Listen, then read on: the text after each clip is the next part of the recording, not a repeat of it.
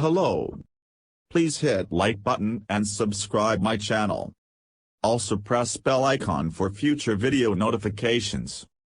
Thanks.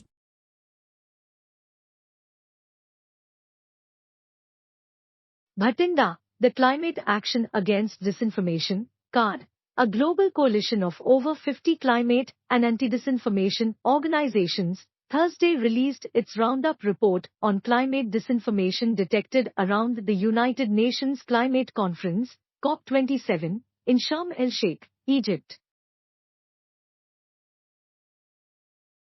The report reflects the efforts of the coalition's COP27 intelligence unit, with analysts from 18 organizations led by the Institute for Strategic Dialogue, ISD.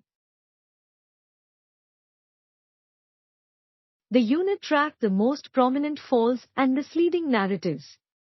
The report is from an analysis of over 850 advertisers between 1 September and 23 November 2022.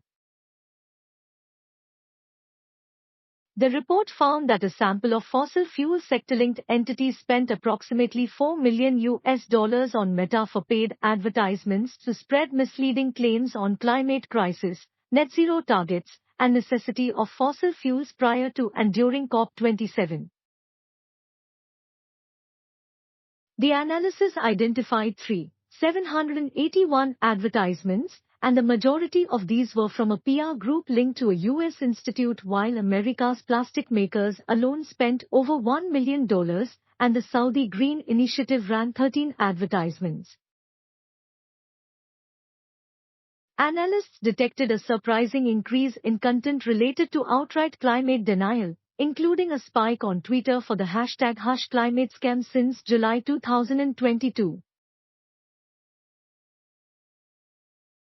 The narrative playbook of disinformation claims are represented as exploiting the cost of living crisis and sidestepping concerns regarding the climate crisis or greenhouse gas emissions, false doubt about the reliability of green technology, and false promotion of fossil fuels as necessary and real. The report comes soon after Sultan Ahmed Jaber was announced to become the new president for COP28, making the next UN Climate Summit the first to be led by an active oil executive, and newly revealed analysis that Exxon, one of the world's largest oil companies, accurately predicted climate project. Furthermore, COP27 saw record-breaking attendance for fossil lobbyists. These developments set the stage for a greater spread in disinformation at next year's climate conference and around other climate policy moments, states the report. This research shows that climate disinformation isn't going away and, in fact, it's getting worse.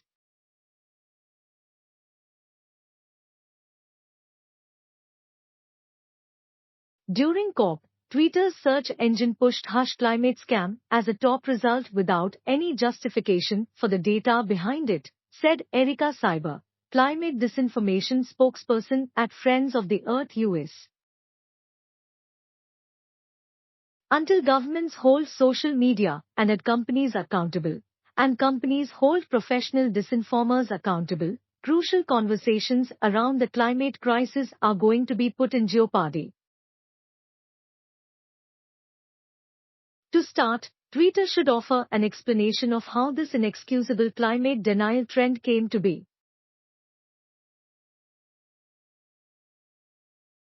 Members of the CAAD coalition were also on the ground in Sharm el-Sheikh during the conference, elevating the urgency of addressing climate disinformation with leaders in climate and tech policy.